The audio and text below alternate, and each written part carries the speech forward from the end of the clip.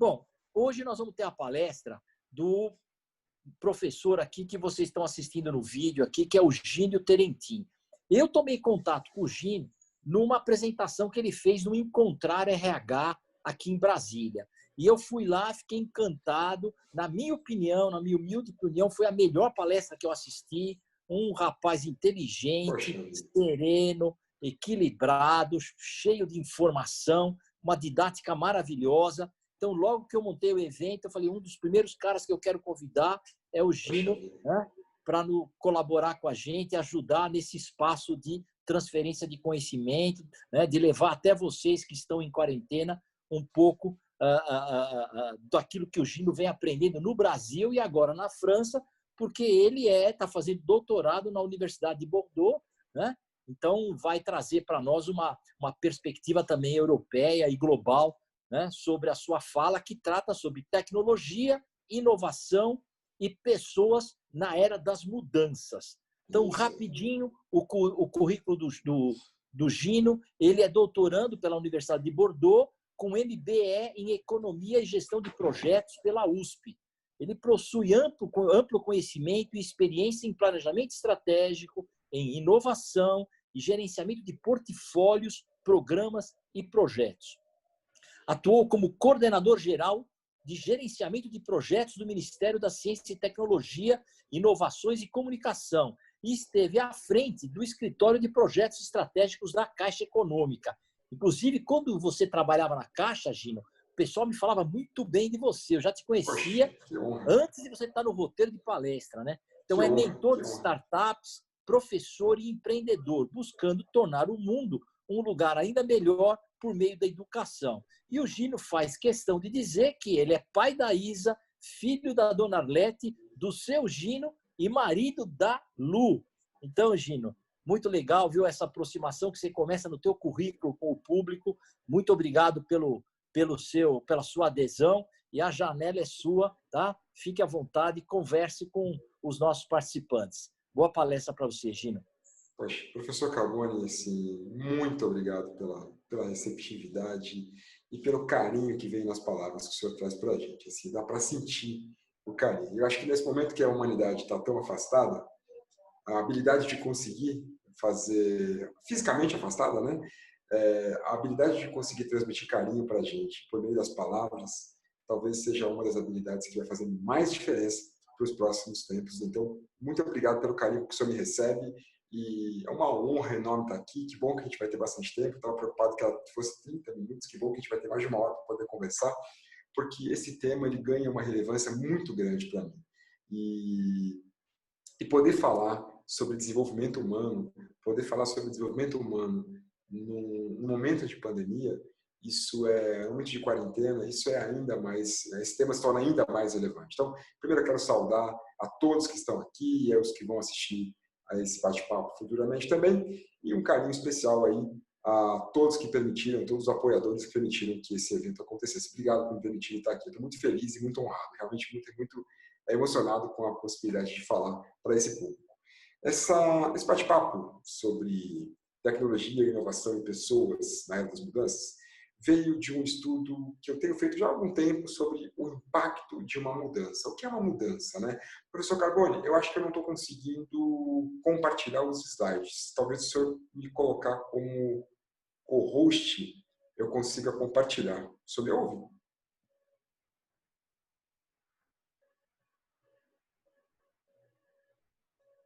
Professor? Para aqui. Fala, Gino. Eu acho que eu não consigo compartilhar os slides. Será que o senhor consegue habilitar para mim? Talvez se eu entrar como co-host, eu consiga compartilhá-los aqui. Tá. Eu vou passar alguns slides, mais com algumas imagens que têm mais a ver com a ideia que eu quero passar do que, de fato, com conteúdo. Legal. Alguns são bem bacanas aqui. Já estamos aqui. Ótimo.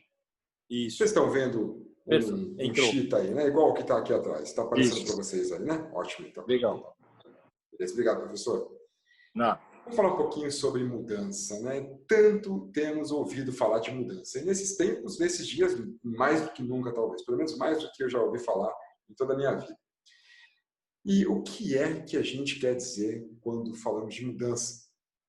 mudança, olha só que conceito, ao mesmo tempo simples e extremamente sóbrio, extremamente fácil de entender. Parece óbvio, né? E óbvio muitas vezes não é dito. A passagem de um estado para outro, a transição de um estado para outro diferente. E a simplicidade da gestão de mudanças, ou da mudança em si, de realizar uma mudança, tanto uma mudança pessoal quanto uma mudança organizacional, embora seja um conceito muito simples, dentro dessa simplicidade há uma certa complexidade. Porque o conceito ele é muito fácil de entender. Eu saio de um estado atual, passo por um estado de transição e depois, ao final disso, eu chego em um estado futuro. E esse estado futuro, normalmente, é o que se quer, seja um estado melhor do que o estado atual. E enquanto essa transição acontece, a mudança está acontecendo. E por que isso se torna tão complexo? Isso se torna tão complexo porque o processo de gestão de mudanças, ele envolve, acima de qualquer coisa, trabalhar com a mudança de comportamento das pessoas. Pensa numa mudança organizacional, né? Vamos pensar agora em tantas coisas que estão acontecendo nas organizações, como, por exemplo, o home office, que tanto se fala agora, mais do que nunca. Imaginem só, ao falar de home office, nós não estamos falando só da implantação dos sistemas de home office, não falamos só da mudança nos processos, em permitir você trabalhar de casa, em criar flexibilidade no registro do ponto para quem registra. A gente não está falando só desses processos, a gente está falando no limite de que as pessoas vão parar de se comportar do jeito que se comportavam antes, que era presencialmente no ambiente de trabalho, e vão passar a se comportar de uma forma nova, resolvendo os problemas que elas resolviam no ambiente de trabalho, agora dentro de casa. Se as pessoas não mudarem o comportamento delas, por mais que a gente tenha entregue todos os projetos, todos os produtos, tudo o que a gente precisava ter entregue, a mudança como nós conhecemos, ou como nós gostaríamos que tivesse acontecido, ela não vai se perpetuar, ela não vai se consolidar. Então, por quê? Eu preciso que as pessoas, no final do dia, as pessoas envolvidas no processo, passem a fazer algo de forma diferente. Então, voltando para o conceito de mudança aqui. E é importante conceituar a mudança, porque embora não seja um nome simples, a gente entende de jeito diferente, né? Então, passando pelo estado atual, transição e futuro, se não houver uma mudança de comportamento, se as pessoas não passarem a fazer algo de forma diferente, eu corro o risco de ter entregue absolutamente tudo e mesmo assim a mudança não acontecer. Quem falava sobre isso é o pai da gestão de mudanças, né, o John Kotter, que traz o seguinte: quando a gente fala de gestão de mudanças, quando a gente fala de uma mudança organizacional, a questão central nunca é sobre estratégia, nunca é sobre estrutura, nunca é sobre cultura e nunca é sobre sistemas. O que nós falamos no final do dia é sobre como mudar o comportamento das pessoas. E olha que interessante, né? Quando nossas empresas tendem a começar um processo de mudança, eu vou começar uma mudança que é organizacional, transformação digital, transformação ágil, planejamento estratégico. Por onde a gente começa? Precisamos repensar a estratégia. Agora precisamos rever a nossa estratégia, mudar nossos objetivos estratégicos, por aí. Ou então, não, agora que a gente tem uma nova estratégia, para a mudança acontecer, a gente tem que mudar a estrutura. Cria uma caixinha ali, agora quem antes era diretor agora é superintendente, quem antes era gerente agora é superintendente, muda aqui as caixinhas, pluga alguém aqui, aqui, pronto, a estrutura está modificada, agora vai acontecer a mudança. Não, precisamos mudar a cultura. Então agora a gente tem que mudar a cultura. Faz a pesquisa de clima, vamos mapear os gaps, vamos desenvolver as competências para poder ter uma nova cultura. Não dá certo de novo. Ou então, pior, vamos agora mudar os nossos sistemas e a nossa mudança vai acontecer. Eu lembro de sistemas de ERP, por exemplo, que vão mudar processos internos da organização que custam, às vezes, milhões, muitos milhões de reais. E você implanta o sistema e, no final, as pessoas continuam fazendo as coisas do jeito antigo. Eu lembro uma vez que a gente trabalhou numa implantação do sistema e o objetivo era acabar com as benditas planilhas Excel, né? Tudo que se fazia no Excel passar a fazer dentro do sistema corporativo, porque cada um tinha sua planilha, ficava uma solta para cá, outra solta para lá. Então vamos criar um sistema que vai mudar a forma de fazer as coisas aqui dentro. E aí se criou o sistema, construindo o sistema, implantando o sistema, e no final das contas as pessoas faziam em 2 lugares diferentes. Faziam no sistema novo, porque eram obrigadas, e continuavam fazendo no Excel. Aí quando você ia conversar com elas, peraí, para de fazer no Excel, faz só aqui no sistema novo. Ela falava, não, eu confio no meu Excel. Então, a mudança não aconteceu. Porque quando a gente fez o sistema, o nosso objetivo não era entregar o sistema. O nosso objetivo era mudar o comportamento daquele ser humano que fazia o negócio no Excel. Isso é mudança de comportamento. E essa questão me faz lembrar uma história pessoal, quando a Isabel, minha filha de 3 anos, nasceu. E quando a Isabel nasceu, uma criança nova na nossa casa é como se fosse um tipo de um alienígena, né? Porque alguém que chega na tua casa de uma hora para outra, muda absolutamente toda a sua rotina. A gente não consegue se comunicar com aquela pessoa direito, porque não entende, não existe criancês, né? Não dá para você aprender o idioma da criança. Então, não dá para você aprender o que meu sobrinho falava e agora eu vou me comunicar com a minha filha quando ela for criança, bebê, porque não adianta. Cada criança tem a sua forma de se comunicar. A gente não consegue se comunicar muito bem com ela e enfim, é aquela dificuldade, a gente tentando se conectar e ao mesmo tempo você ama aquele ser humano de uma maneira como você nunca amou nada na vida. E a Isabel, lá por 6 meses de vida, ela precisou tomar antibiótico. E a Isabel, nada nesse mundo fazia a Isabel tomar antibiótico. Nada. A Isabel, para quem gosta de signo, tem uma diferença muito grande de signo para horóscopo. Eu gosto muito de signo, embora o horóscopo tenha, às vezes eu gosto, às vezes não gosto, mas signo eu gosto, não entendo muito, mas acho interessante, me interesso. E para quem se interessa também, ela é taurina com ascendente em touro. Então, a Isabel ela é cabeça dura. A Isabel, se ela colocar coisa na cabeça, ela vai até o final, e desde que nasceu. Então, ela não queria tomar antibiótico de jeito nenhum. Mas deixa eu voltar um pouquinho antes dessa história, quando eu conheci a minha esposa. Quando eu conheci a Lucimara, comecei de namoro, né? Eu levei a Lucimara para a gente ir para um restaurante para pedir ela em namoro, fazer como manda o figurino, né? E quando eu pedi a Lucimara em namoro, ela falou: eu aceito namorar com você com 2 condições. 2 condições importantes. Eu falei: bom, quais são elas? Bom, a primeira condição é a seguinte: eu sou católica praticante, então eu vou à igreja desde criança, desde sempre, eu vou à igreja todo domingo. E eu preciso de alguém, eu quero que você vá comigo. Eu não quero namorar com alguém que a minha religião separe dessa pessoa. E eu sei que você está meio brigado com a igreja católica, tal, então eu não sei até que ponto você é capaz de aceitar isso, tal, mas eu quero muito que você vá à igreja. Mas não preciso, eu deixo você na porta da igreja. Eu falo: não, isso eu não quero, porque em algum momento a igreja vai ficar entre nós dois. Aí eu vou ter que escolher. Então, eu gostaria muito de saber se você é capaz de reconsiderar essa tua questão com a igreja católica, já que não é outra religião, é só uma questão que você tem trabalhado. Eu falei: bom, eu pensando bem, por você, pela relação que eu acredito, eu sou capaz de fazer isso. Vamos embora. Qual que é a segunda observação? A segunda questão é a seguinte: eu gosto muito de dançar. E eu preciso dançar. A dança me deixa, é o que me coloca em sintonia, é o que me deixa realmente reenergizada. Eu gosto demais de dança. E eu sei, ela falando para mim, né? Eu sei que você não dança absolutamente nada, mas entendo que quando ela fala não dança nada, nada é nada. Assim, é como se eu tivesse enterrado do joelho para baixo com concreto. Assim, eu não consigo ficar em pé dançando. Em cima até mexe alguma coisa, mas embaixo não mexe nada. A perna fica travada. E eu respirei fundo e falei: olha, por você, eu sou capaz de dançar. Então vamos. Então, aí aconteceu, foi em 2012, e a partir desse ano, a minha missão, todos os anos, dia 31 de dezembro, era tentar despriorizar, porque todo dia 31 de dezembro vinha: ano que vem, escolinha de dança. A gente vai ter que se matricular na escola de dança. E todo dia 31 de dezembro, quando a gente faz aquela retrospectiva em casa, e aí, o que a gente não fez esse ano, que a gente deve fazer? Todo final de ano vinha: ano que vem, escolinha de dança. A gente novamente não fez isso. E eu consegui fazer isso com certa tranquilidade. Fui indo bem. De 2012, todos os anos eu conseguia despriorizar e escapar da tal da dança, até que chegou 2017, quando a Isabel nasceu. E todos os anos, absolutamente, eu não conseguia dançar. Não, eu consegui escapar da dança. E aí, agora, como se conecta com o tal do antibiótico, né? Porque lembra que a Isabel não tomava antibiótico por nada, né? Não tinha quem fizesse ela tomar. E como é que você explica para uma criança de 6 anos, 6 meses, que tem que tomar antibiótico? E o pior é que você vai dar, ela cospe. Aí tem que dar 5 ml.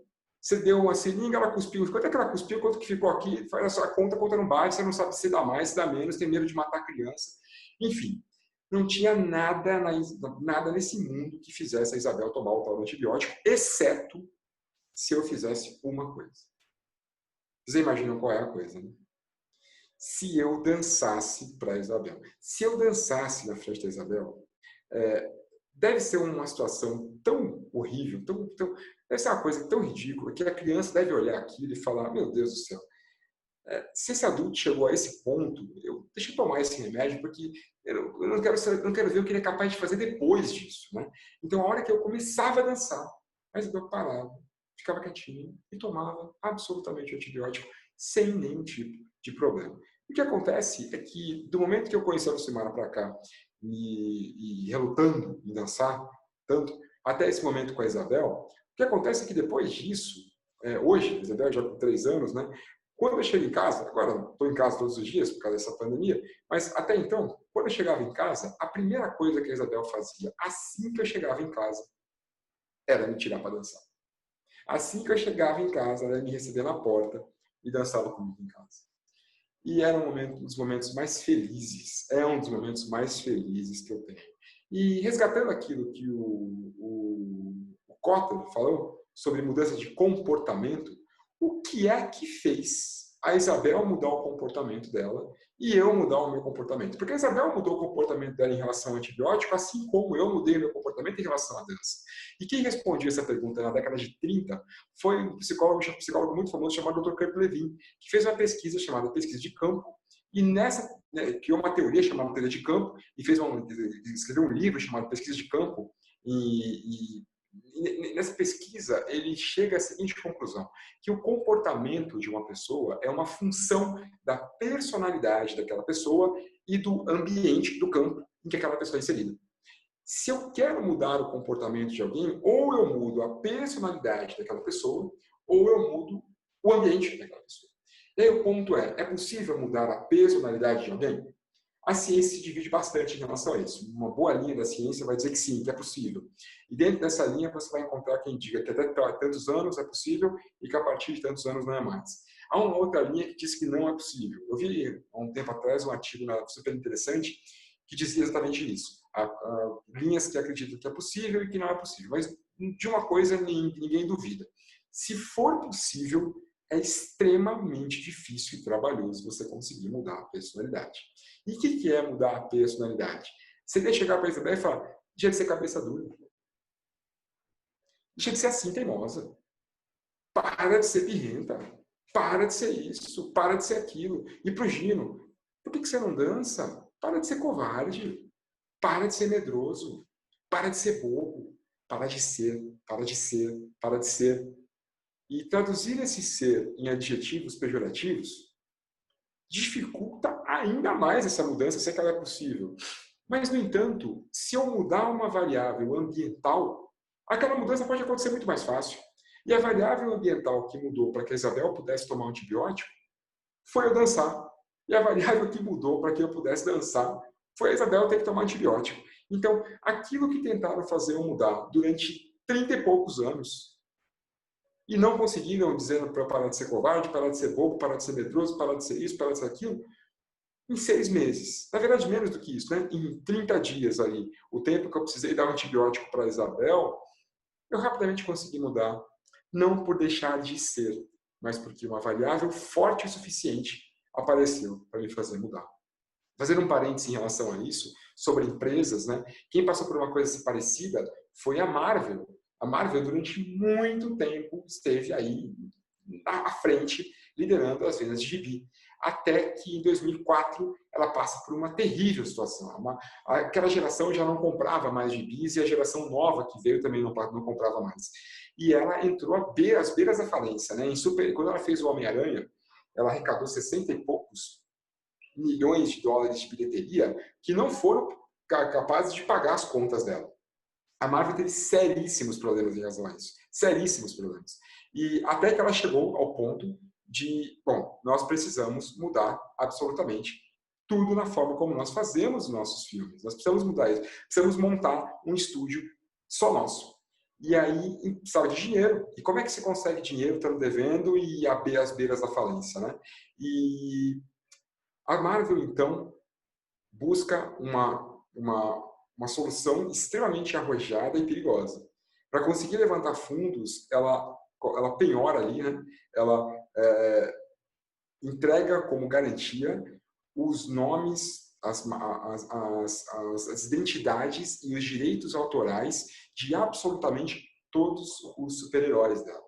Quer dizer, se ela quebrasse, se desse errado isso, daria miseravelmente errado, porque ela não só perderia o dinheiro, ela perderia a propriedade dos super-heróis que ela tinha construído ao longo de todos os tempos, de todo esse tempo de existência. E 5 anos depois, a Marvel foi comprada pela Disney por 4 bilhões de dólares. E de Iron Man até Ultimato foram 11 anos, 21 filmes e 18 bilhões de dólares em bilheteria. Essa é a mudança que a Marvel fez. Aí eu te pergunto, qual foi a mudança que ela precisou que você fizesse? Qual foi o super-herói que ela criou para a geração nova? Não, vamos pensar aqui nos nossos produtos, vamos pensar aqui nos nossos super-heróis, vamos tirar aí o martelo do Thor e vamos dar um sabre de luz para ele, para ver se fica mais confortável com essa geração. Vamos, vamos encher o Hulk de tatuagens aí, de escritos. Ele não precisou fazer isso, muito pelo contrário. Ai da Marvel se modificar alguma coisa nas histórias originais. O pessoal, mesmo quem não conhecia, quer fidedignidade entre os personagens desse momento e o momento anterior. Mais do que qualquer coisa, ela garantiu que os produtos ficassem exatamente iguais. O que ela mudou? Ela mudou o canal, ela mudou o comportamento, ela mudou a variável ambiental que gerou a mudança de comportamento nos das pessoas. Qual foi a variável ambiental? O canal, em vez de ser por gibi, vai ser agora pelo cinema, nas telas do cinema. E mudando essa única variável ambiental, o comportamento dos consumidores todos mudou nessa natureza. Isso, para mim, fechando parênteses com relação à Marvel, deixa claro que quando a gente fala de inovação, não é sobre criar produtos. E o nome desse bate-papo de hoje é Tecnologia, Inovação e Pessoas, né? Então, quando a gente fala de inovação, não é sobre criar produtos, mas é sobre contar clientes. Para as empresas que hoje, em época de coronavírus, estão passando por uma reinvenção, estão passando por dificuldades, estão pensando em como eu posso me reinventar à luz desses desafios todos. Olha, eu não sei dizer para você como, mas se eu puder te dar um único conselho, não pense em qual é o produto que você vai precisar criar agora. Qual é o produto que eu tenho que criar? Tem muita gente pensando em criar produto. Inovação não é sobre isso, mas o que é que o seu cliente precisa nesse instante, qual a variável ambiental que você precisa nesse instante mudar para que o seu cliente mude o comportamento dele em relação à sua empresa, em relação ao seu produto, em relação ao seu negócio. Encontrar clientes é inovação. Fazer produtos não é. Mas de onde vem a tal da inovação, já que a gente vai falar dela? E eu demorei muito tempo até conseguir entender de fato como essas coisas se conectavam. E mais recentemente, quando eu fui trabalhar no Ministério da Ciência e Tecnologia, eu achei estranho, porque o nome do Ministério é Ministério da Ciência, Tecnologia, Inovações e Comunicações. Eu falei, mas por que escolheram esse nome? De onde que essas coisas se conectam? Por que isso? Onde que mistura esse negócio todo, né? E sabe que demorou um tempo até que caísse a bendita ficha. Mas quando ela caiu de uma maneira extremamente forte. Porque ciência, tecnologia e inovações têm uma conexão intrínseca. É uma conexão muito forte. E olha de onde vem. Bom, lá no Ministério, eu comecei a perceber que a gente trabalhava com projetos de todas as naturezas, que iam desde vacinas, por exemplo, contra a dengue, que eu trabalhava ali, até aceleradores de partícula, né? Então, quer dizer, a abrangência dos projetos e das tecnologias que nós trabalhávamos era enorme, né? E aí, uma vez, me veio a seguinte pergunta. De o que é a tal da ciência? Porque ciência, tecnologia e inovações. O que é ciência? Né? E olha só o conceito da ciência, como também, igual aquele da mudança, ele é extremamente óbvio e às vezes não é dito. A ciência refere-se ao sistema de adquirir conhecimento baseado no método científico, ou seja, a ciência produz conhecimento. Ciência é adquirir conhecimento. É isso, eu vou criar um conhecimento novo, pumba, criei ciência. E ao falar disso, me lembro da história do Arquimedes, né? O Arquimedes, a história, talvez muitos de vocês conheçam, a história até infantil, que diz que o Arquimedes conta que ele era muito amigo de um rei um matemático famoso também na época, o Arquimedes, e o rei, amigo dele, uma vez chega para ele e fala: Arquimedes, estou com um problema aqui. Qual é o problema? O problema é o seguinte: eu encomendei essa coroa de 2 quilos de ouro para o Ourives, Ele me trouxe a coroa, ela tem 2 quilos, mas eu tenho quase certeza que essa coroa não tem só ouro, porque essa coroa, além de ouro, tem prata aqui no meio também. Aí o Arquimedes, putz, mas como é que você vai descobrir isso? Ele falou, não, mas o problema é que eu quero que você resolva. Putz, mas como é que eu vou resolver? Então eu vou ter que derreter a coroa? Ele falou, não, eu quero que você descubra quanto tem de prata e quanto tem de ouro aqui, sem precisar derreter a coroa. E aí diz que reza aí a lenda que ele foi para uma casa de banho, que é um monte de banheiras ali, e deitou na banheira, e eu tenho certeza que ele pegou no sono nessa deitada aqui. Certeza. A história não conta isso. Mas quando você vai estudar o processo criativo, como funciona, né, o processo de incubação e iluminação, precisa ter uma soneca no meio das duas coisas. Para acontecer o que aconteceu com Arquimedes, precisa ter uma soneca no meio das coisas. E o que aconteceu com Arquimedes?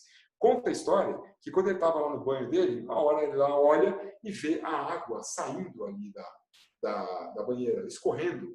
Aí ele olha aquilo e fala, eureka, descobri. E sai correndo pelado pelo vilarejo lá, até levar para o rei a solução do negócio. E assim, quando você tem a tal da eureka, a tal do descobrir, a tal da iluminação no processo criativo, você tem que sair correndo pelado mesmo, não dá tempo de você colocar a roupa. Se já tiveram alguma eureka, com certeza. Sabe quando você está dormindo?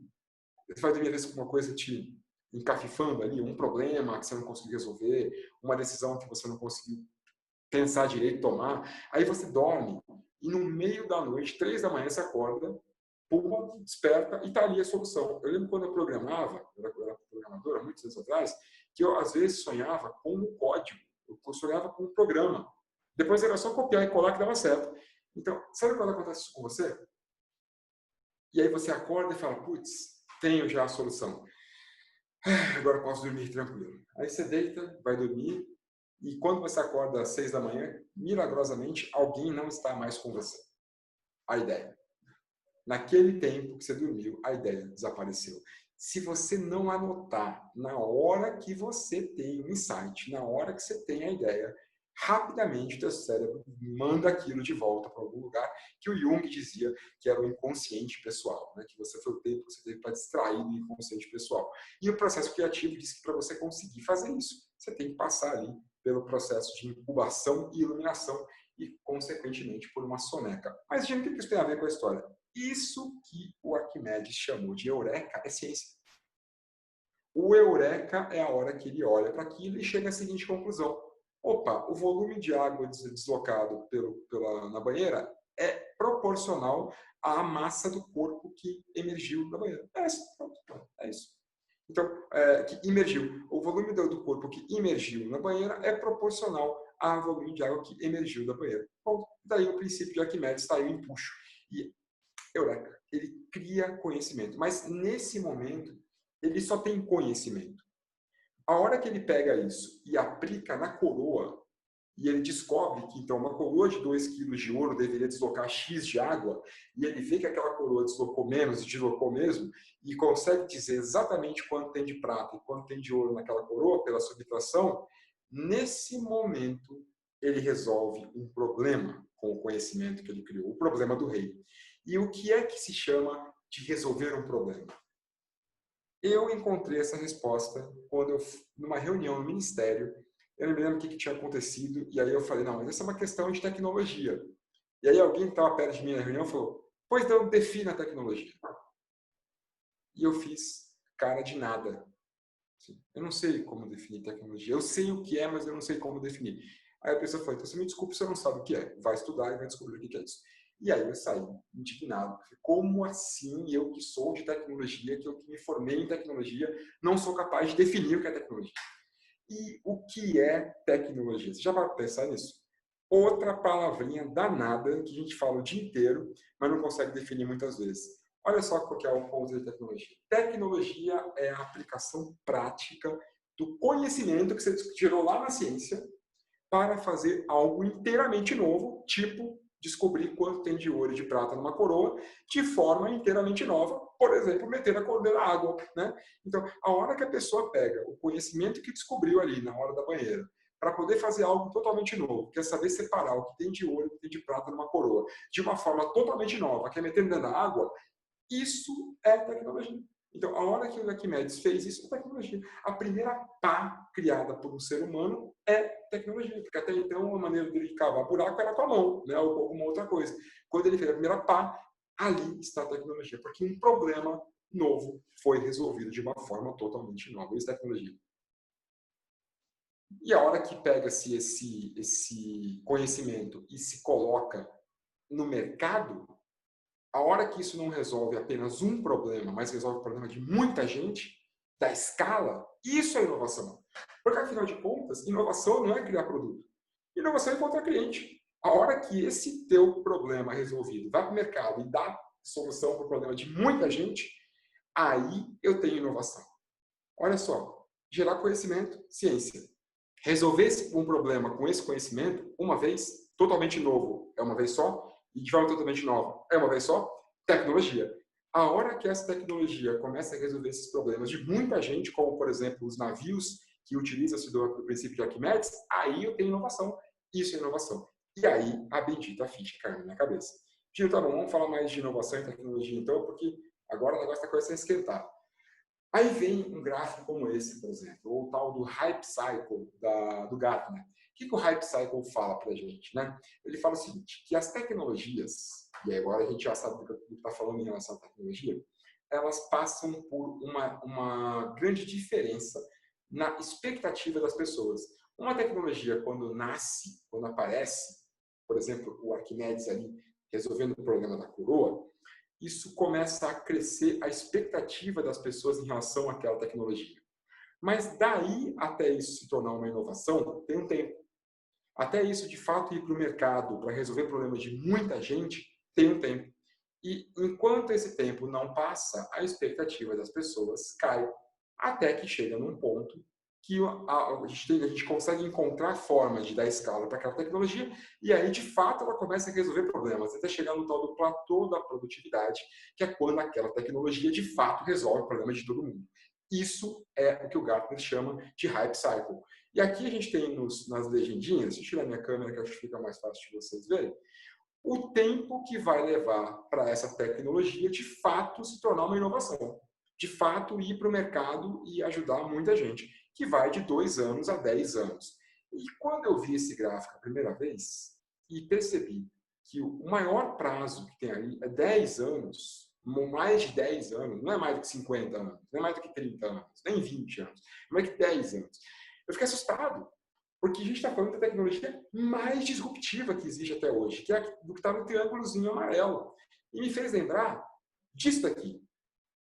Quem usa tecnologias disruptivas para poder resolver problemas? Porque quando a gente fala de inovação, a gente fala do que hoje, principalmente? De startups, são elas, né? E quando a gente olha de 2011 a 2016, olha a quantidade de startups que nasceram. Olha, isso fica borbulhando. Se a gente for olhar agora, depois desse momento, certamente muitas não estão mais aí, mas muitas outras estão nascendo também. Então, a quantidade de empresas que nascem com o objetivo de pegar uma tecnologia e colocá-la no mercado para valer, para ela pular aquele platô, aquela curva e chegar logo no platô da produtividade, é enorme. No entanto, boa parte delas não consegue. Boa parte não consegue. E esse é um dos principais motivos pelo qual elas morrem. Né? Elas acabam o fluxo de caixa delas, acaba o dinheiro delas, antes que elas consigam pegar aquela tecnologia e fazê-la virar uma inovação de fato, colocar no mercado para resolver problemas de verdade. Aquilo muitas vezes fica resolvendo problemas só no laboratório. Hoje a gente fala muito, quando eu comprei a impressora 3D, a primeira impressora 3D que eu comprei, eu lembro que assim, é uma tecnologia lindíssima. E quando eu comprei aquilo, eu falava, isso aqui em pouco tempo vai substituir muitas coisas. E assim, de fato, não substitui muita coisa hoje ainda. Já faz tempo que eu comprei. Por quê? Porque ainda não deu escala nesse negócio. Está começando devagar. Talvez daqui a 10 anos, talvez daqui a 5 anos. De fato, essa tecnologia resolva problemas de verdade. Agora, na época do coronavírus, já apareceu a impressora 3D. Tinha aí um hub de impressores 3D fazendo respiradores do mundo inteiro, né, em rede. Então, isso já mostra um potencial diferente dessa tecnologia. Mas é claro que isso tomou tempo, isso levou tempo até que conseguisse chegar nesse ponto. Né? E isso conversa muito com essa questão sobre startups e sobre empresas. Né? Como a gente acabou de falar que inovação não é sobre criar produto, é sobre criar e encontrar clientes, e que a maior parte das startups quebram, fecham, porque não conseguem resolver um problema real de alguém, a gente chega à conclusão de que nenhuma empresa, de fato, quebra porque não conseguiu criar um produto. Todos nós, empresários, empreendedores, inovadores, conseguimos criar um produto muito bom, muito bonito, muito obrigado. O problema é que muitas vezes a gente cria um produto que ninguém quer. E como o próprio Peter Drucker já dizia, nada pior do que fazer da melhor maneira possível aquilo que nunca deveria ter sido feito. E essa é a grande questão das startups. Como encontrar o que deve ser feito primeiro. E aí sim, fazer bem.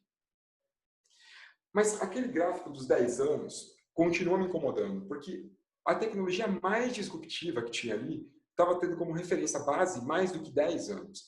Agora, olha, analisando aquele gráfico de mudança, já que a gente está falando de era de mudança, por que ele me incomodou tanto?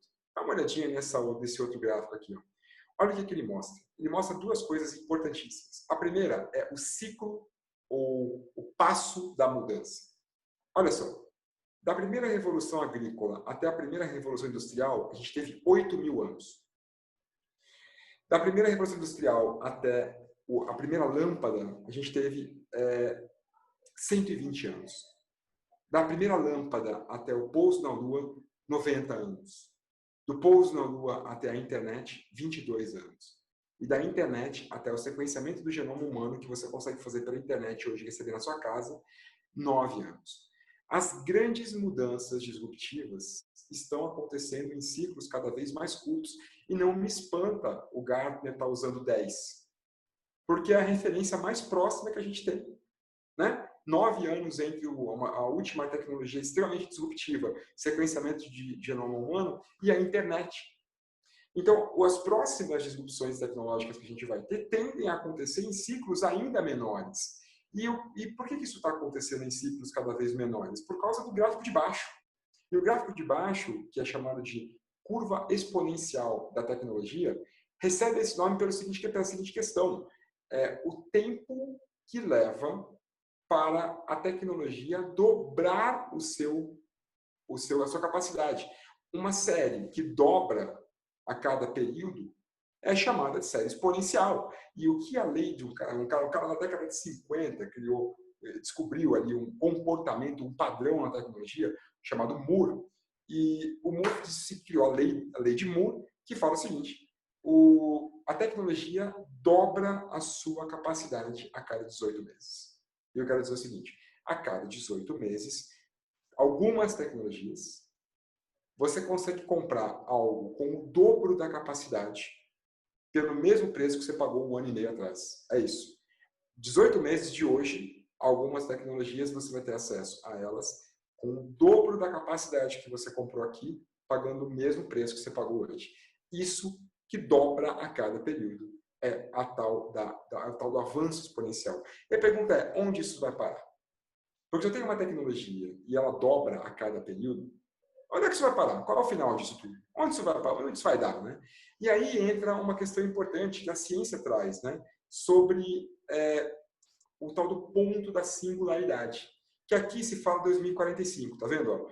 2045, a tecnologia vai ultrapassar o cérebro, o poder cerebral equivalente a todos os cérebros humanos juntos. Em 2023, a tecnologia vai superar o cérebro humano, um cérebro humano. Em 2045, a inteligência artificial vai superar todos os cérebros humanos juntos. E como se chama esse evento? É um evento singular. Ninguém sabe o que vai ser do mundo depois desse evento. E todo evento físico que tem essa característica de disrupção de tal forma que não se consegue imaginar o que pode acontecer depois disso, é chamado de evento singular, ou ponto da singularidade, como é conhecido. Dá uma olhadinha nesse filme aqui, que você vai ver um pouco do que é a capacidade da sequência exponencial.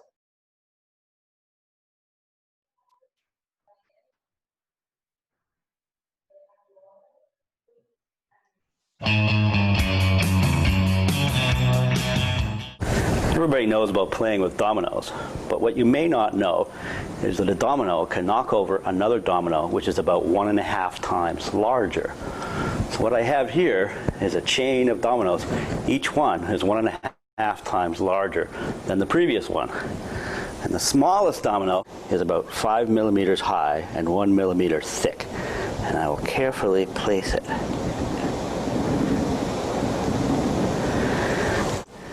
And there are 13 dominoes, and the largest domino, it weighs about 100 pounds, and is more than 1 meter tall.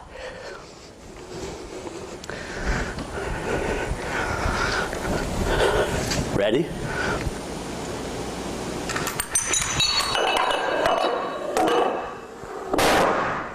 Boom. That was 13 dominoes. If I had 29 dominoes, the last domino would be as tall as the Empire State Building. Incrível, né? E vocês perceberam que não está nem numa sequência exponencial, né? Porque o dominó é 1,5 vezes mais pesado, não é 2 vezes mais pesado. Então agora vamos retomar a questão. Isso é o que acontece nessa proporção que as coisas acontecem quando se fala de escala exponencial, maior do que isso, inclusive, né? Sendo que são 13, se fossem 29, 16 a mais, o 29º seria o tamanho do Empire State. Então é disso que essa é a proporção da coisa. Então vamos retomar essa questão da inteligência artificial, e já que a gente está falando de tecnologia, de inovação e de pessoas, né? Então como é que as pessoas entram na história agora? Dá uma olhada aqui. A nossa inteligência humana, ela cresce nessa linha. Ela cresce numa escala linear, né, ao longo do tempo. A tecnologia e a inteligência artificial crescem em uma outra escala, utilizam uma escala exponencial.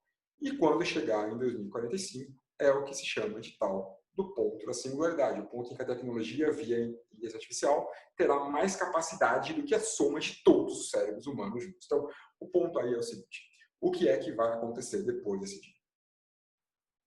Imaginem só que vocês tivessem nesse dia hoje. Como seria o mundo?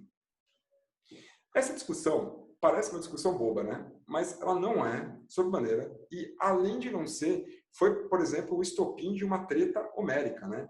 Entre o Mark Zuckerberg e o Elon Musk, que brigaram feio por causa disso via rede social, porque o Mark Zuckerberg deu uma entrevista e chega a hora que está na hora de acabar a entrevista e a pessoa insiste em continuar. E lá com 52 minutos de entrevista, eu vi a entrevista todinha. Quando chegou em 52 minutos, ele manda a seguinte frase. Ele fala o seguinte, o que está escrito aí do lado. Esse pessoal que fica falando sobre o dia do julgamento final, aí, quando tiver o dia da ponta da singularidade, fica pensando em cenários extremamente destrutivos, é um pessoal meio irresponsável. Aí o Elon Musk, que não é lá também muito calmo, né? Não teve dúvida. Pegou e falou, eu conversei com o Mark Zuckerberg já sobre isso, e o conhecimento dele é bem limitado sobre inteligência artificial. Chamou de burro, né? Aí brigaram um pouco mais, falaram uma bobagem aqui e ali e tal, e, enfim, não conseguiram chegar num acordo.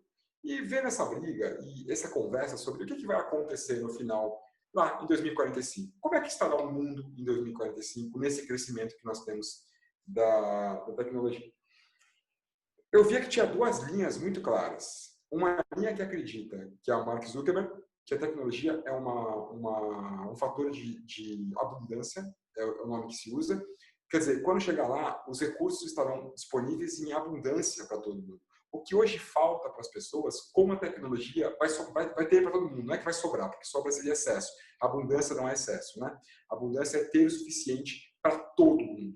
Ninguém precisa se preocupar, os recursos estarão para todos, não é como é hoje, né? Que alguns têm comida, outros não têm, alguns têm casa, outros não têm, alguns têm energia, outros não têm. Todo mundo teria tudo. Outra linha, que é a do Elon Musk, pensa ao contrário, que a hora que isso acontecer, nós temos sérios problemas, que o mundo pode vir a acabar por conta disso. Uma outra pessoa que também compartilhava dessa visão era o Stephen Hawking, né?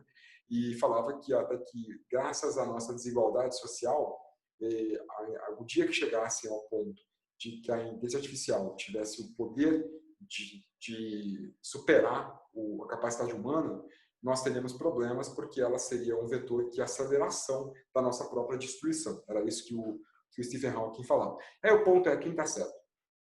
esse é o ponto, essa é a briga dos dois.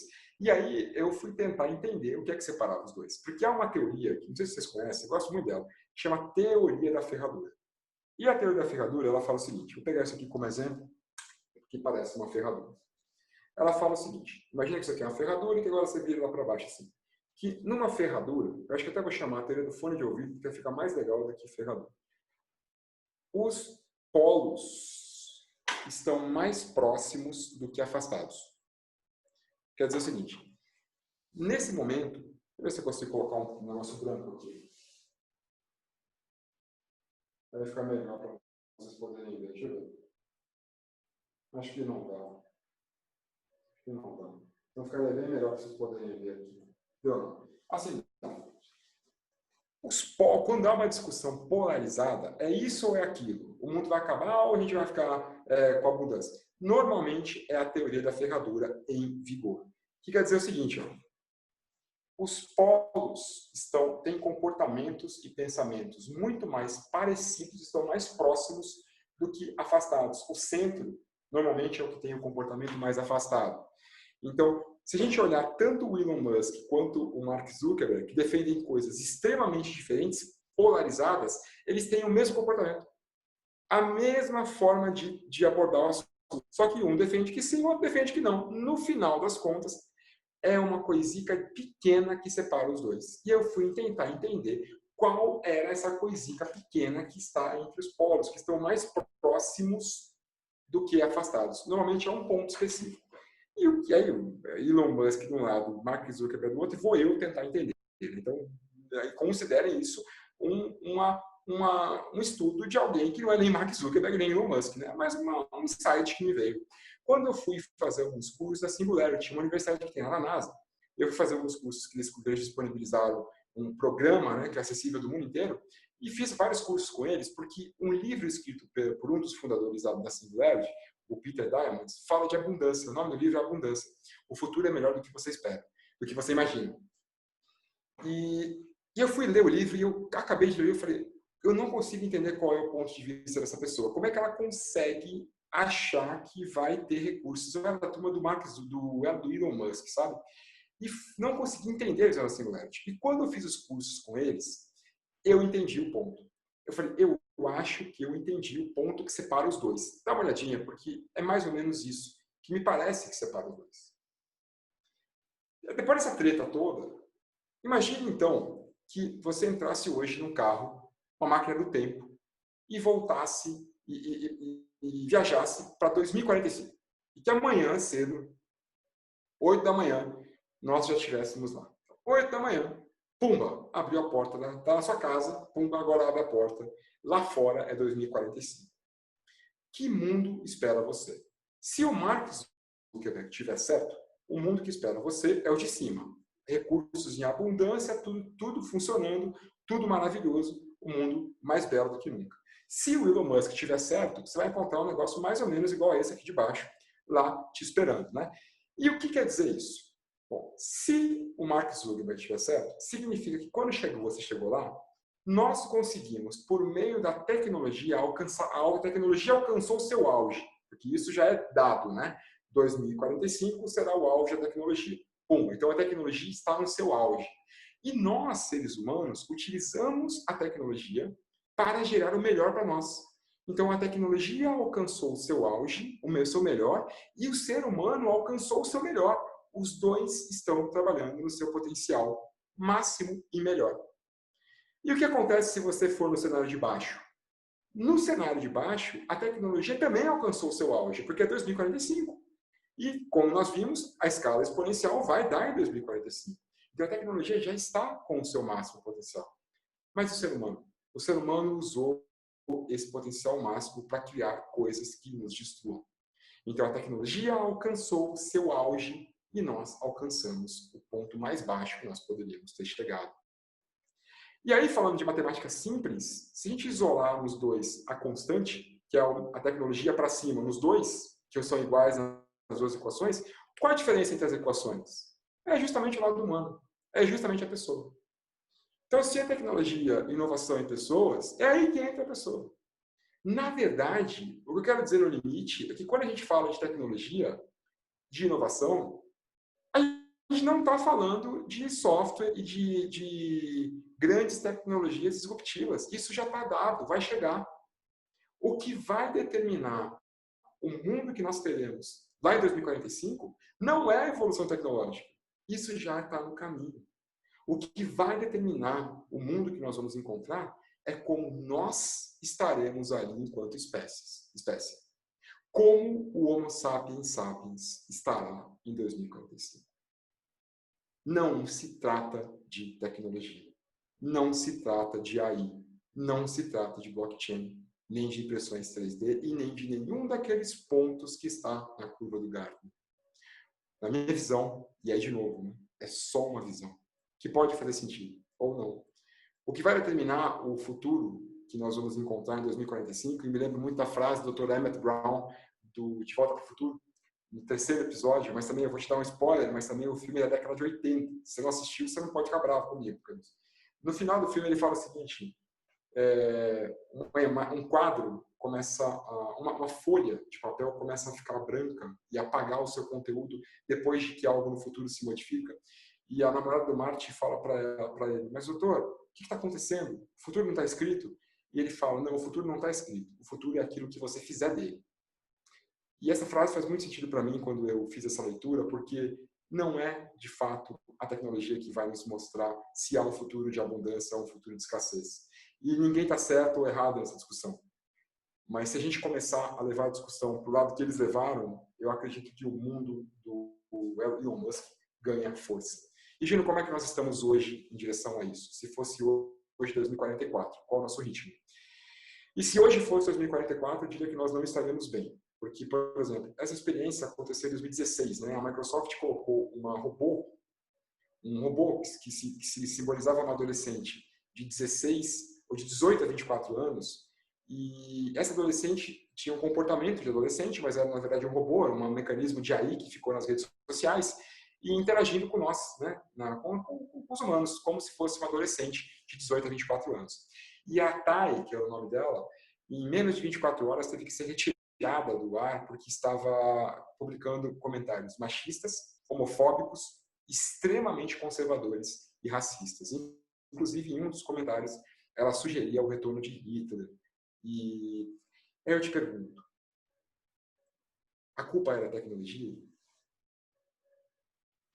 Se a tecnologia é um papel em branco, e se a inteligência artificial está nascendo agora, o nome que eu ia dar para essa palestra, quando eu escrevi essa palestra, mais ou menos um ano atrás, era Como estamos educando a nossa AI. Esse é o nome da palestra. Porque se isso é uma criança, com perdão da comparação, que está nascendo agora e nós estamos educando, o que essa máquina interagiu conosco não representa a opinião dela. O que ela mostrou para a gente foi o espelho. O que ela mostrou para a gente é para onde nós estamos a levando. É o equivalente a quando eu falo uma bobagem em casa e a Isabel depois repete aquela bobagem para mim. Do jeitinho que eu falei para ela no mesmo contexto. E eu olho para aquilo e eu vou ficar bravo com quem? Com a Isabel? A Isabel só está reproduzindo aquilo que eu estou ensinando para ela. E se hoje fosse 2044, nós teríamos problema, mas não é. E a boa notícia é que está longe. Quando se fala de evolução exponencial, está muito longe. E nós podemos mudar esse cenário. E, Gino, como você acha que se muda isso? Falando de empresa, como o professor Carboni falou no começo, eu era da Caixa Econômica Federal, ainda sou, estou de licença da Caixa, e durante muito tempo eu tive dificuldade de entender qual era a missão da minha empresa. Porque quando se falava de transformação digital, se a gente pensar quem é que gosta de ir em banco, né? Ninguém gosta de ir. Os bancos estão passando por uma mudança enorme, estavam, e agora vai ficar mais forte ainda, que é como eles vão se reinventar à luz de uma sociedade que não gosta de ir em banco e que talvez não precise mais também. E enquanto não gostavam e precisavam, estava tudo bem, mas tudo bem entre aspas, né? Agora não gostam nem precisam. Então, quando se falava de banco do futuro, o assunto vinha em tecnologia. Precisamos pensar em tecnologia, precisamos digitalizar, precisamos de aplicativos, precisamos disso, tecnologia. Mas depois de olhar esse gráfico que eu criei com relação aos dois mundos, eu penso que não. O que nós, das empresas, podemos fazer para resgatar isso? E falando de empresa, primeiro, o que a sua empresa pode fazer? A minha empresa, Caixa Econômica Federal, foi fundada em 1861. E o objetivo da minha empresa, a razão pela qual ela existe, foi porque Dom Pedro II era abolicionista e não podia abolir a escravidão. Tanto que foi a filha dele, Isabel, que fez isso. Né? Ele não podia, não tinha um cenário político, iam matar ele se ele fizesse isso. Então, qual foi o movimento de inovação que Dom Pedro II precisou fazer para acabar com a escravidão? Ele criou a Caixa. E, criando a Caixa, ele deu a oportunidade, ou ele criou com o objetivo de que os escravos pudessem depositar na Caixa, que era uma caixa, inclusive está aqui em Brasília, você pode ver a Caixa. Os escravos depositavam ali o seu dinheirinho e depois de um tempo eles podiam, com aquele dinheiro, comprar a sua liberdade, comprar a sua carta de alforria. E Margarida Luiza, escrava de Joaquim José Madeira, por exemplo, em 1865, salvo engano, compra por, em 1861 mesmo, compra por um pouco mais de 350 mil réis a sua liberdade. Tempos depois, essa foi a empresa que também permitiu que mulheres tivessem conta, permitiu que mulheres trabalhassem por concurso público. Foi uma empresa que nasceu com o objetivo de dar liberdade para as pessoas. Foi que nasceu com o objetivo de tirar as pessoas da escravidão. E qual é a escravidão do século XXI? Ela ainda existe, de várias formas, mas principalmente com o nome de dívida. Essa é a escravidão do século XXI. Em 2010, eu quebrei minha empresa, fiquei devendo R$1 milhão. E até hoje estou acorrentado por causa disso. A dívida te acorrenta. Então, Gino, qual é o banco do futuro? O banco do futuro é aquele que acaba com as suas dívidas, não aquele que te dá mais. O banco do futuro é aquele que te liberta. A Caixa Econômica do futuro é aquela que liberta as pessoas da nova escravidão. Então, se eu penso numa empresa que merece continuar vivendo, se eu penso numa empresa que conversa com o mundo de cima e não com o de baixo, não é a que inventa mais uma forma de te dar um crédito, já que você não tem como pagar o anterior. É a empresa que te liberta de todos aqueles que você tem, porque você não pode viver acorrentado. Foi isso que fez a minha empresa nascer, e é isso que fará ela merecer continuar existindo. Da mesma forma, a sua empresa deve ter uma missão desse tipo. E se nós queremos ir para o mundo de cima, talvez seja ali que a gente tenha que buscar, não no futuro, não na tecnologia, mas em nós, no passado, na razão pela qual nós existimos ou a qual nós merecemos existir. E falando de pessoas, porque a empresa eu já entendi, mas o que eu faço enquanto pessoa? Nesse caso, eu só posso falar de uma, eu só posso falar de mim, o que eu faço enquanto pessoa. Aqui nessa foto você vai encontrar duas pessoas muito importantes na minha vida. A pequenininha é a Isabel, e a grandona é a minha mãe, a Dona Adete. E o que me fez trabalhar todos os dias na Caixa, e o que me fez sair dela para continuar agora uma história sozinho que eu digo com muito mais gente de muitos outros lugares, inclusive da minha querida Caixa Econômica Federal, que eu amo tanto, mas para um outro lado, para o lado da educação, né, foi perceber que a educação é uma ferramenta que me permite fazer algo, que me permite garantir todos os dias que o mundo que eu vou entregar para essa pequenininha é melhor do que aquele que eu recebi dessa grandona. Porque se eu conseguir fazer isso, simplesmente isso, entregar para a menor um mundo um pouco melhor do que aquele que eu recebi da maior, eu estarei fazendo a minha parte para conseguir levar o mundo para cima. E se cada um de nós pudermos fazer isso todos os dias, e se nossas empresas puderem resgatar um motivo que faz com que elas mereçam continuar existindo, eu acredito, e aí acho, e na caixinha do acho cabe qualquer coisa. Mas essa é uma coisa importante e boa o suficiente para que mereça todos os dias ser lembrada e que me faz todos os dias, quando ela me chama papai, olhar para ela, dar um abraço e ir trabalhar. Porque se algo me faz sair, tem que ser muito mais forte do que voltar para trás e dar um abraço na minha filha. E só o que pode ser mais forte do que isso é garantir que o mundo que eu vou deixar para ela é um pouco melhor do que aquele que eu recebi. Obrigado pela oportunidade de estar aqui com vocês. Espero que vocês sejam bem saudáveis e assim continuem.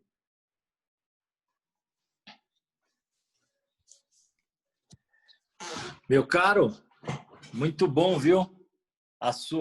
Tá me ouvindo, Gino? Estou te ouvindo muito bem, professor. Oh, legal, muito bom a sua palestra. E é isso mesmo, né? Ela toca no coração da gente. A gente sabe que a tecnologia vai avançar, né? E resta a nós apertar o botão, né? Da bomba ou não, né? Então, o dedo é nosso, né? Então, é isso, né? Esse dilema aí, esse dilema ele é bem antigo, né? A gente ataca o próximo e o atacar o próximo é atacar a si mesmo, né? Bom, Exato. muito legal. Maravilha. E agora, Gino, quando a palestra ela é bonita, bem reflexiva, o pessoal fica pensando e precisa dar um Eu tempo aqui para imagino a que sim, plateia eu imagino que fazer as sim, questões, né? eu Mas, imagino que sim. só para você ter uma ideia aqui, o teu público é altamente qualificado, né? Nós estamos aqui com a diretora do Uniceub, a Mônica, está aqui Uau, nos que honra! prestigiando. Nós Poxa, estamos aqui obrigado. com o maior filósofo do Brasil aqui, na minha opinião, que é o Arthur Roman, é um Opa, obrigado. palestrante. Inclusive, ele fez a segunda palestra do evento, maravilhosa. Estamos aqui com um dos maiores psicólogos do Brasil aí, que é o Ricardo de Faria, que abriu o evento, Que né? honra. Um gênio aí, o cara é fantástico aí. Estamos aqui com o vice-presidente de um banco lá do Rio Grande do Sul, que é o José Cláudio, veio aqui nos prestigiar. Temos aqui um grande educador, o Joãozinho, né? Temos aqui um grande profissional do Sebrae, o Enio Quejada. Temos aqui uma professora emérita aqui lá da UNB, que é a Carla, viu? Que a gente tem muita admiração por ela. Então, tem muita gente boa aqui, né? Que honra. Me Obrigado, perdoe professor. se eu não posso falar de todos aqui, mas tem muita gente boa. E aí eu queria... A primeira pergunta que sai é do Enio Quejada, lá do Sebrae. O Enio Opa. pergunta o seguinte para você. A inovação vem da mudança de comportamento ou a mudança de comportamento é que gera a mudança? O ovo ou a galinha? Interessante essa pergunta. Eu acredito, não sei se ela tem uma resposta certa ou se nós precisamos ter uma. Talvez sejam as duas coisas. Talvez a mudança gere a inovação e a inovação gere a mudança. Eu gosto de pensar nisso, ele, como um ciclo e não de forma linear, sabe? Porque, de fato, é um ciclo, né? Nós estamos em ciclos. E talvez o ponto inicial é de onde nasce, né? É o ovo ou é a galinha? Historicamente, a gente sabe que é o ovo, né? O ovo veio primeiro, depois a galinha veio, porque ele existe espécies anteriores à galinha. Então, agora, com relação a esse dilema de ovo e galinha que você trouxe, eu vejo muito mais como um ciclo. A necessidade ela pode fazer gerar uma inovação, quer dizer, há um novo problema a ser resolvido, e esse novo problema a ser resolvido requer uma mudança. Vamos pensar no caso do Arquimedes. Então, o problema apareceu primeiro, a necessidade de separar o ouro e a prata da coroa. E dessa necessidade veio a inovação, que acabou depois dando origem a princípios que regem navios, né, até hoje. Como também o fato de você ter uma inovação como essa, do empuxo, desperta nas pessoas a necessidade de outros. Você passa a ter problemas que você antes não alcançava. Eu gosto de pensar nisso como uma grande biblioteca. Imagine uma biblioteca enorme, assim, de muitos andares. E que hoje o nosso desafio é alcançar o livro do andar de cima. E a hora que a gente consegue alcançar esse livro, a gente se dá conta de que tem outros. E é justamente esse processo cíclico que faz a inovação alimentar a mudança e a mudança alimentar a inovação, na minha opinião.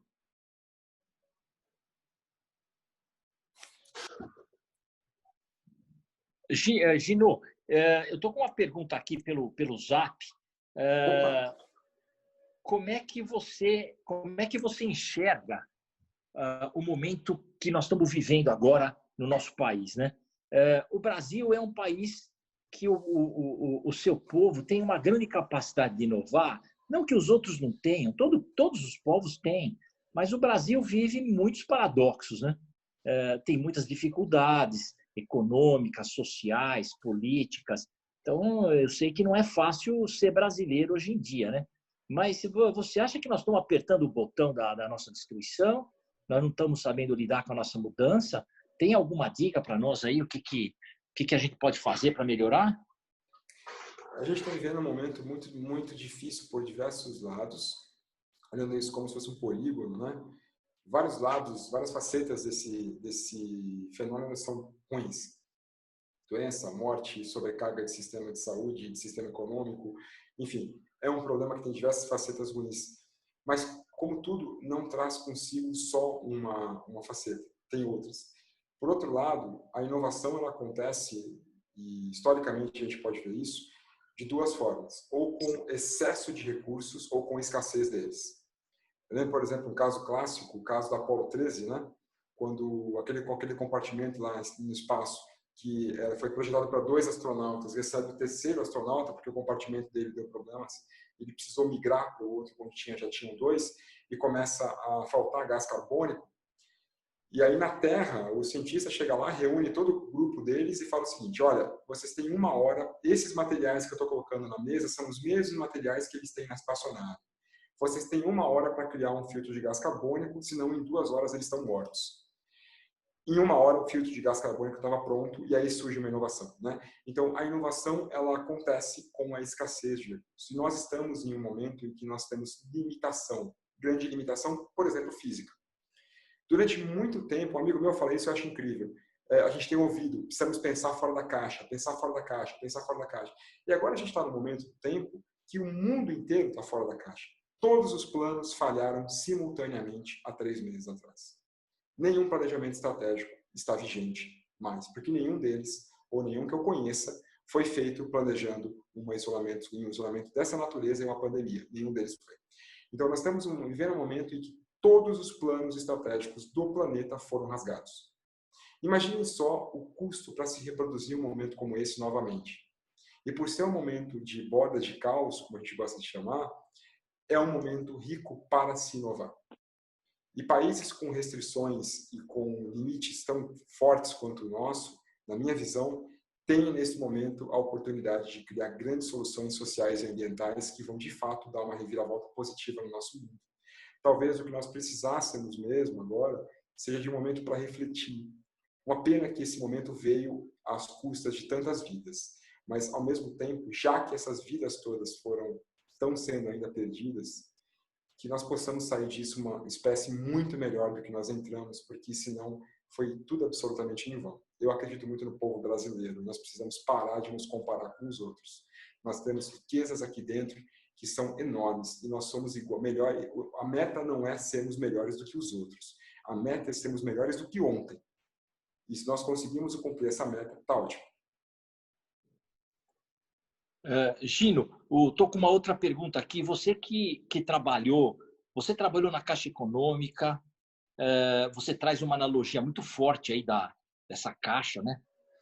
Onde se guardava o dinheiro dos escravos para sua liberdade, né? Quer dizer, não é por outra razão que a Caixa ficou algo extraordinário, né? O sentido de missão, né? E se você for pesquisar das grandes empresas estatais brasileiras, né, como o Correio, o Banco do Brasil, entre outras, elas se desenvolveram a partir de grandes objetivos, tinha uma missão extraordinária, né? E todas elas tinham um sistema de educação, tem ainda um sistema de educação espetacular, né?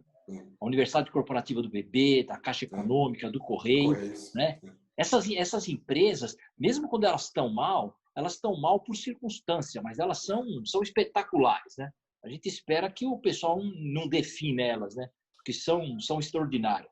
Você também trabalhou no Ministério. Então, a pergunta que fazem aqui para você é o seguinte: o que você acha que tem que ser feito na área de educação do Brasil para melhorar nossa capacidade de mudança? E eu diria, para a gente não apertar o botão errado, né? Você tem alguma dica? Olha, eu vou dar minha opinião. Eu peço a permissão para dar a opinião. Eu não sou profissional de educação, eu sou um curioso e um amante de educação, então permitam ser uma opinião pessoal. Eu enxergo a educação como, se ela fosse um DNA, ela teria a mesma origem no DNA do amor, na minha visão. Porque as duas compartilham de uma coisa, que é comum para essas duas. A única maneira de você fazê-los crescerem é doando. Se você guardar o amor com você, ele morre. E se você guardar o conhecimento com você, ele morre também. Então, a única forma de fazê-los aumentar é doando. Quando eu dou o meu conhecimento para você, eu volto com mais. É uma matemática que não bate, e o único lugar que essa matemática não bate é no amor e no conhecimento. Então, o que eu acho que é o nosso problema? E acho, com todo respeito ao público que merece muito mais do que um acho, mas considerando a minha limitação, o que é que eu acho? que a partir do momento que a gente começa a trabalhar a educação, excluindo desde o primeiro dia de vida, quer dizer, por que a Isabel pode ficar numa escola que eu pago R$2.000, R$3.000 por mês, e a filha da pessoa que cuida dela em casa, da Isabel em casa, que volta e meia está com a gente lá, nosso anjo da guarda, a filha dela precisa entrar numa escola pública desde o primeiro dia de vida. Ou pior do que isso, nem escola pública consegue muitas vezes, e precisa ficar com uma pessoa que ela nem sabe quem é, o que é e o que é capaz de fazer.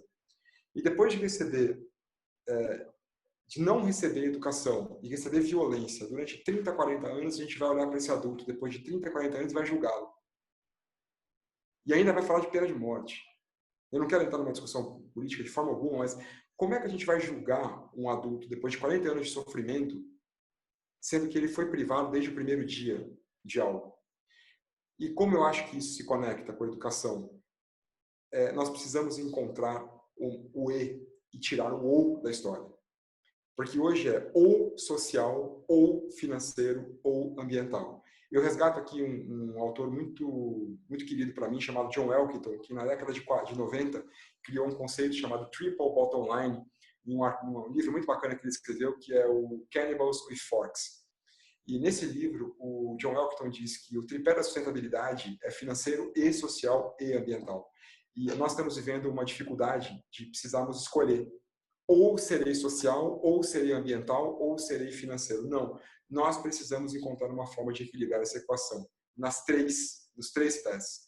E enquanto nós privarmos as crianças de educação na origem, dermos educação ou não dermos educação, o que vai acontecer com o amor vai ser a mesma coisa. Então, precisamos encontrar uma forma de dar educação de qualidade extraordinária desde o primeiro dia de vida para qualquer ser humano que ande sobre a Terra. Como nós vamos fazer, eu não sei. Isso não é fácil, se fosse alguém teria resolvido. Mas o que eu sei é que precisa ser social e financeiro e ambiental. E você falando sobre isso, nós estamos aqui na nossa plateia, dois intelectuais do Banco do Brasil que trabalhavam com responsabilidade socioambiental. Eles já são aposentados, que é o Wagner Siqueira e o Sérgio Riedi. Inclusive foram executivos da área no Banco do Brasil e faz exatamente esse seu discurso muito bonito aí. E aí eu tenho aqui um educador chamado Paulo César Mello, que está lá em Recife, e ele te faz a seguinte pergunta. Posso considerar como uma inovação a união ou combinação de tecnologias conhecidas na solução de um problema antigo? Essa pergunta que ele faz. Na minha visão, sem dúvida. A maior referência, um tema que eu tenho me aventurado bastante, professor Carboni, e professor Paulo, é isso? É Carboni. Então, e o que fez a pergunta é foi... o Paulo César Mello, isso. Ótimo, então professor Carboni e professor Paulo. Uma coisa que eu tenho estudado muito é a biomimética. Porque a natureza, de fato, é uma inspiração para a inovação desde sempre, né? Ela não cria algo novo há muito tempo. O que ela faz é combinar as coisas. Então, eu penso que sim, que nós precisamos não pensar o tempo todo em criar coisas novas, mas fazermos a combinação. Então, que nasça o ornitorrinco, né? Que à primeira vista é a combinação do castor com o pato, porque tem bico de pato, tem cauda de castor, com a vaca, porque é mamífero, e com a galinha, porque bota ovo, e com o escorpião, porque é venenoso e tem um ferrão, mas, na final de contas, ele não é a soma de tudo isso, ele é o ornitorrinco. Mas não tem nada novo ali. Tudo que tem ali já existe outro bicho. Então, se a gente conseguir combinar as coisas, nós teremos excelentes inovações. Talvez o grande problema seja estarmos buscando sempre criar algo novo em vez de aproveitar o que nós já temos ali. Muito bom.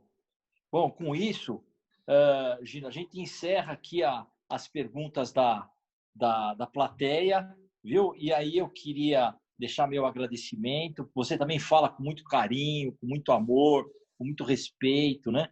A gente sente muita proximidade, muita empatia na sua fala, né? Além da sua inteligência e articulação mental, que são atributos extraordinários, né? E aí você está fazendo doutorado lá na França, né? Eu só queria que você encerrasse a live falando um pouco de como é que você sente essa educação lá na França, né? E como é que está rolando o seu doutorado lá. Conta um pouquinho para nós sobre isso e vamos encerrar com a sua fala. Depois eu só retorno para dar um abraço a todos e nós e nós encerramos o nosso evento. Obrigado, professor, pelo seu carinho e pela oportunidade que concede para um aprendiz estar aqui no meio de tantos mestres, de tantas pessoas de extrema qualidade técnica, competência pessoal e profissional. Obrigado por conceder esse espaço para o aprendiz. Do fundo do coração, fico muito, muito, muito feliz e honrado em estar aqui com o senhor. E a minha ida para a França foi justamente o que me fez sair da Caixa Econômica e do Ministério. Porque ao chegar lá, imagina que o prédio da faculdade que eu estudo lá foi criado em 1400 e alguma coisa. Então, o prédio é mais antigo do que o nosso país, né? E o outro prédio que a gente conhece ali foi fundado em 1150. Então, olha só quanto tempo aquilo está. E quando eu cheguei na cidade de Bordeaux, que eu pude ver às 5 da tarde, as famílias reunidas na beira do rio, fazendo lá o seu jantar, comendo sua baguete, tomando seu vinho, e cachorro, papagaio, vó, vô, filho, mãe, pai, todo mundo ali, sabe? Todo mundo ali igual, naquele momento, compartilhando, né? E aquilo me fez pensar o quanto a educação pode ter contribuído para que aquilo fosse daquela forma, né? É uma cidade em que a diferença entre quem ganha pouco e quem ganha muito é muito pequena mesmo. Olhando para o Stephen Hawking, que disse que o nosso grande problema é a desigualdade social, e olhando aquele momento de tamanha proximidade entre as pessoas e a natureza, comunhão, eu vi e acreditei que a educação fosse uma das variáveis capazes de amenizar esse nosso problema aqui dentro. Por isso, se ela é uma variável capaz, qualquer esforço vale a pena para que a gente possa melhorar um pouquinho isso aí. E aqui estou eu. Muito bom. A gente deseja grande sucesso aí, que você conclua o teu doutorado, viu, com bastante excelência, e continue a proferir palestras aí para encantar os vários públicos. O Brasil precisa muito de você, viu, cara? É uma então, honra. Todos cara, nós, muito professor. obrigado aí. Parabéns pelo trabalho do senhor. Muito obrigado. Legal. E aí eu queria me dirigir aos presentes, dar um grande abraço a todos, né? Volto a desejar que vocês consigam, de uma maneira muito serena, se manter em casa, né? Para a gente poder, pandemia, para a gente poder conseguir superar, né, essa quarentena. A gente sabe que é muito difícil, né? Estimule as pessoas a entrar no nosso evento. É um bate-papo, nós trazemos pessoas aqui que são como aqui o Gino, pessoas extraordinárias, que vêm trazer um recado, né, bacana, que pode, de uma certa maneira, mexer no nosso coração, ajudar no encaminhamento da nossa vida profissional, da nossa carreira, né? Então, estimule as pessoas.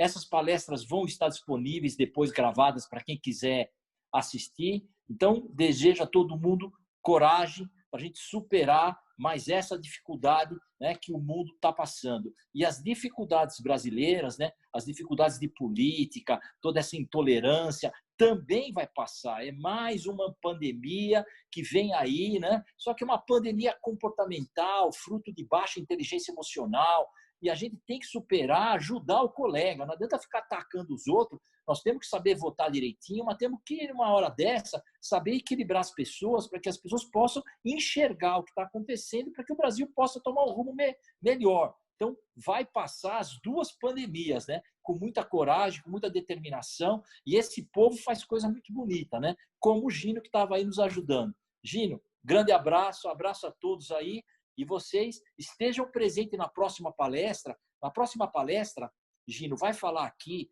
o Dr. José Cláudio. Ele é um grande executivo do Sistema S e hoje ele comanda o Badesul, que é um banco, né, uma agência financeira lá do sul do país, e é um intelectual espetacular, é um profissional maravilhoso. Eu tive a honra de ser subordinado dele quando saí do banco, porque ele comandava lá o Sebrae Nacional, e eu fui lá trabalhar com ele num projeto de competência no Sebrae Nacional, e onde eu tive a oportunidade de conhecer a capacidade administrativa dele e me encantar com a sua forma de gestão. Convidei ele aqui, ele vai falar sobre o mindset contemporâneo e tal. Então vai ser uma outra palestra legal. Você também está convidado a se unir. Nós temos que ter um espaço aqui dos nossos intelectuais, numa conversa livre, leve, solta, entendeu? Para o crescimento nosso e de todos que estão ao nosso redor. Então, deixa aí o convite para você nos acompanhar. Com o maior prazer.